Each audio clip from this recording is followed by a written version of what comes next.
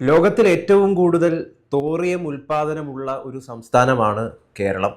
അതുകൊണ്ട് തന്നെ തോറിയം അടിസ്ഥാനമാക്കിയിട്ടുള്ള ആണവ നിലയം കേരളത്തിൽ പണിയുമോ എന്ന ചോദ്യം ഉയരുകയാണ്. അതിന് പിന്നിലൊരു കാരണവുമുണ്ട്. ഇന്ത്യയിലെ ഏറ്റവും വലിയ വൈദ്യുതി ഉൽപ്പാദകരായിട്ടുള്ള NTPC അമേരിക്കയിലെ ഒരു സ്വകാര്യ കമ്പനിയുമായിട്ട് ഈ തോറിയം അടിസ്ഥാനത്തിൽ ഒരു ആണവ നിലയം സ്ഥാപിക്കാനുള്ള ചില കരാറുകളൊക്കെ ഒപ്പിട്ടിരിക്കുന്നു എന്നാണ് ചില റിപ്പോർട്ടുകളൊക്കെ സൂചിപ്പിക്കുന്നത്. ഇതിലൂടെ നമ്മൾ എന്താണ് മനസ്സിലാക്കേണ്ടത്? അത്തരത്തിലൊരു തോറിയം അടിസ്ഥാനപ്പെടുത്തിയിട്ടുള്ള ഒരു ആണവ നിലയം കേരളത്തിലെ കായംകുളത്ത് ഉണ്ടാവാൻ വേണ്ടി പോവുകയാണോ?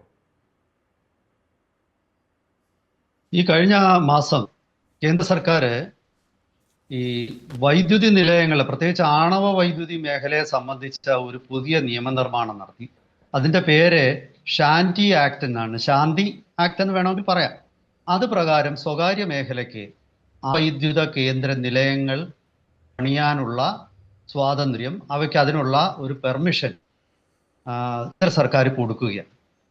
ഈ സാഹചര്യത്തിലാണ് ഇപ്പോൾ ഗൗതം ചോദിച്ച ചോദ്യത്തിന് പ്രസക്തി വരുന്നത്. അതായത് കേരളത്തിൽ ഒരു ന്യൂക്ലിയർ പവർ സ്റ്റേഷൻ വരാൻ സാധ്യതയുണ്ട്, ഒരു ആണവ വൈദ്യുത നിലയം. പ്രത്യേകിച്ചും കേരളത്തിൽ സുലഭമായിട്ടുള്ള തോറിയം ഇന്ധനം ഉപയോഗിക്കുന്ന ഒരു ആണവ നിലയം കേരളത്തിൽ വരാൻ സാധ്യതയുണ്ടോ എന്നുള്ളതാണ് ചോദ്യം.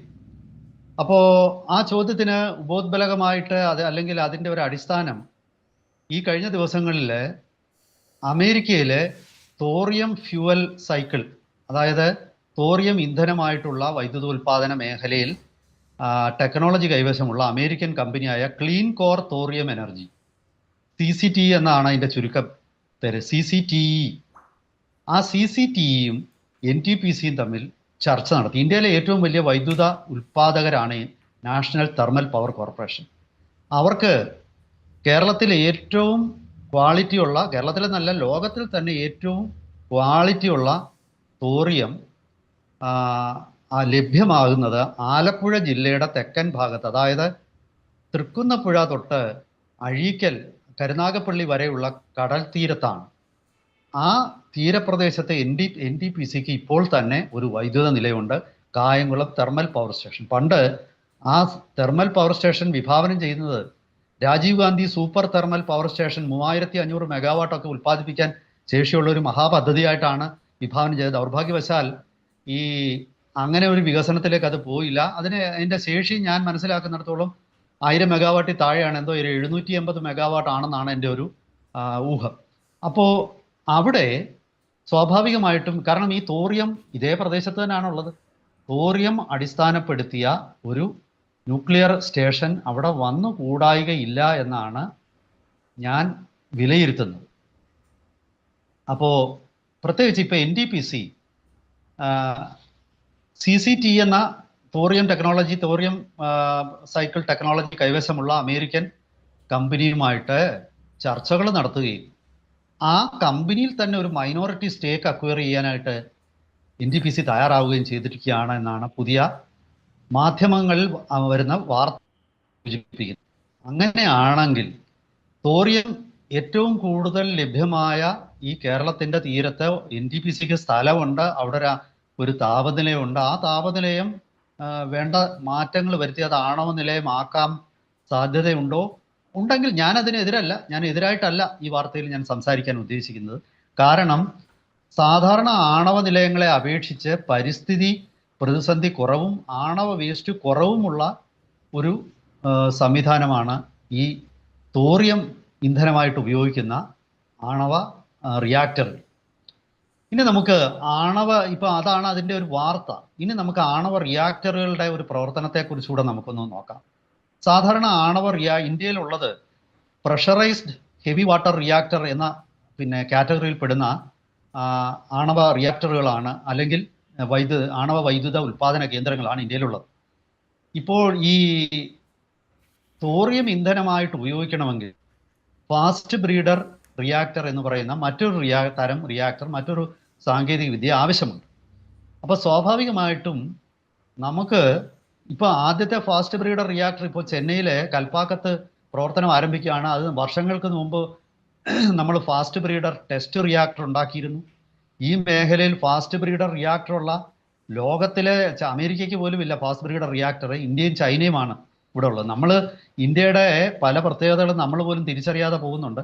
അതായത് ബ്രീഡർ റിയാക്ടറുകൾ, തോറിയം ഇന്ധനം ഉപയോഗിക്കാവുന്ന ഒരു റിയാക്ടർ, പൂർണ്ണമായിട്ടും തോറിയം ഇന്ധനത്തിൽ പ്രവർത്തിക്കുന്ന reactor, fast breeder reactor India design ചെയ്ത് അത് പിന്നെ ചെന്നൈ റഷ്യയ്ക്കുമുണ്ട്. ആ റഷ്യയാണ് നമ്മളെ ഇതിൽ സഹായിച്ചത്. അപ്പോൾ ഈ 3 രാഷ്ട്രങ്ങൾക്ക് മാത്രമാണുള്ളത്. അപ്പോൾ അങ്ങനെയുള്ള യഥാർത്ഥത്തിലുള്ള ഒരു ഫാസ്റ്റ് ബ്രീഡർ റിയാക്ടർ കമേഴ്സ്യൽ സ്കെയിലിൽ ഇന്ത്യയിൽ മാത്രമാണ് ഇപ്പോൾ. അപ്പോൾ അങ്ങനെയുള്ള ഒരു റിയാക്ടർ മദ്രാസിൽ കൽപ്പാക്കത്ത് പ്രവർത്തനം തുടങ്ങുമ്പോൾ ഈ പ്രഷറൈസ്ഡ് ഹെവി വാട്ടർ റിയാക്ടറിൽ തോറിയം ഉപയോഗിക്കാൻ പറ്റില്ല. അവിടെ യുറേനിയം തന്നെ വേണം. അങ്ങനെ നമുക്കൊരു പ്രതിസന്ധിയുണ്ട്. പക്ഷേ അതിനൊരു പരിഹാരമാണ് ഞാൻ ഈ പറഞ്ഞ അമേരിക്കയുടെ CCTE എന്ന കമ്പനിയുടെ കൈവശമുള്ള ടെക്നോളജി.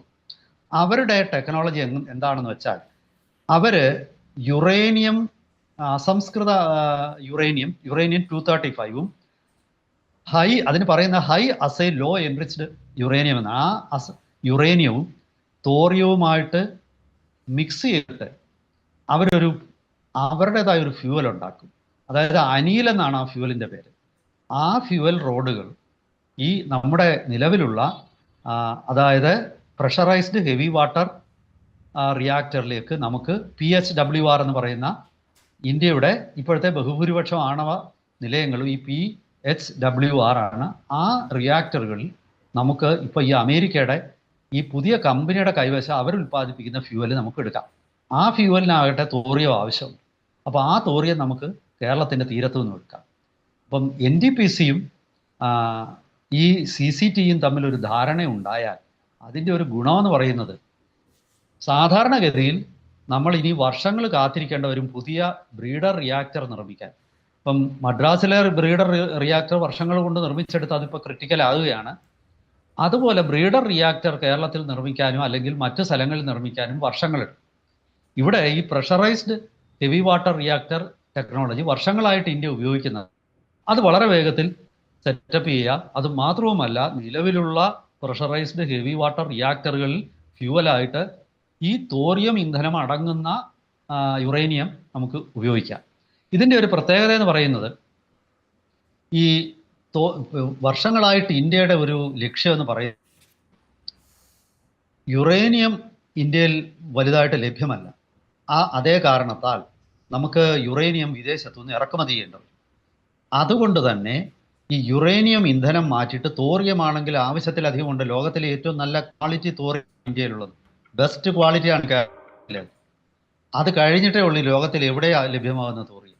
അപ്പോൾ ആ തോറിയം ഇന്ധനമായിട്ട് ഉപയോഗിക്കുന്ന ആണവ റിയാക്ടറുകൾ നിർമ്മിച്ച് വൈദ്യുതി ഉൽപ്പാദിപ്പിക്കുക എന്നതാണ് ഇന്ത്യയുടെ ലക്ഷ്യം.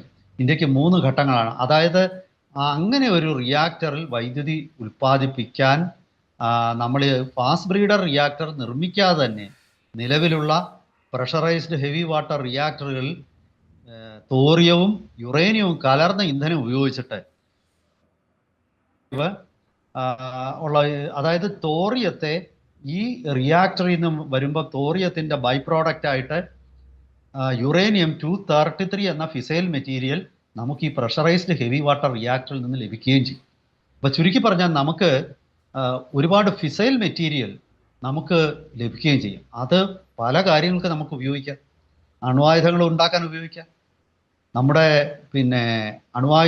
അണുശക്തി കൊണ്ട് പ്രവർത്തിക്കുന്ന നിരവധി അന്തർവാഹിനികൾ ഇന്ത്യ നിർമ്മിച്ചുകൊണ്ടിരിക്കുകയാണ്. അതിൽ നമുക്ക് ഉപയോഗിക്കാം. അണുശക്തി കൊണ്ട് പ്രവർത്തിക്കുന്ന കപ്പലുകൾ നിർമ്മിക്കാനുള്ള റിയാക്ടറുകൾ നമ്മളിപ്പോൾ ഡിസൈൻ ചെയ്ത് നിർമ്മിക്കാൻ തുടങ്ങിയാണ്. അവിടെ നമുക്ക് ഉപയോഗിക്കാം. അതായത് ഇന്ത്യക്ക് ഇനി വരുന്ന ദിവസങ്ങളിൽ ഇന്ത്യക്ക് യുറേനിയത്തിൻ്റെ ഒരുപാട് ആവശ്യം വരും. നമ്മുടെ ഇപ്പോഴത്തെ ഫോർമുലകളുടെ എണ്ണം കൂട്ടാൻ നമ്മൾ ശ്രമിക്കുകയാണ്. ചുരുക്കി പറഞ്ഞാൽ ഈ ഒരു ടെക്നോളജി, അതായത് CCTE എന്ന അമേരിക്കൻ കമ്പനിയുടെ തോറിയം മിക്സ്ഡ് ഫ്യൂവൽ, അതായത് അതിൻ്റെ പേര് അനിൽ ഫ്യൂവൽ ടെക്നോളജി, നമ്മളെ സംബന്ധിച്ചിടത്തോളം വലിയൊരു അനുഗ്രഹമായിട്ട് മാറും. ഈ തോറിയത്തിൻ്റെ വലിയ നിക്ഷേപങ്ങളുള്ള കേരളത്തിന് തീർച്ചയായിട്ടും വലിയ സാധ്യതയാണ്. ഞാൻ പ്രത്യേകം പറയട്ടെ, ഇത് പ്രശ്നം, ഞാനിതിനെതിരല്ല. ഈ ഒരു അമൂല്യമായ ഒരു ഇന്ധനം നമ്മുടെ തീരപ്രദേശത്തുള്ളത് നമ്മൾ ഉപയോഗിക്കുക തന്നെ വേണം എന്നുള്ള അഭിപ്രായക്കാരനാണ് ഞാൻ. പക്ഷേ അതെടുക്കുമ്പോൾ ആ പ്രദേശവാസികൾക്ക് വേണ്ട കോമ്പൻസേഷനും വേണ്ട രീതിയിൽ അവർക്ക് കൊടുക്കുക. വെറും ഭൂമി വില കൊടുത്ത് എടുക്കാതെ നിശ്ചിതമായ ഒരു ശതമാനം, ഇതിൽ നിന്നുണ്ടാകുന്ന ലാഭത്തിൻ്റെ 1% ആ പ്രദേശത്തെ ജനങ്ങളുടെ ക്ഷേമ ഐശ്വര്യങ്ങൾക്ക് വേണ്ടിയിട്ടും ഉപയോഗിക്കാൻ പറ്റണം. ആ രീതിയിൽ തീർച്ചയായിട്ടും കേരളത്തിനും വലിയ സാമ്പത്തിക കുതിച്ചുചാട്ടാവും. എന്തായാലും NTPCക്ക് മുമ്പിൽ ഇങ്ങനെ ഒരു ഓപ്ഷൻ വരും എന്ന് തന്നെയാണ് ഞാൻ കരുതുന്നത്. കൂടുതൽ വിവരങ്ങളുമായിട്ട് നമുക്ക് വരും ദിവസങ്ങളിൽ പ്രേക്ഷകരെ സമീപിക്കാം.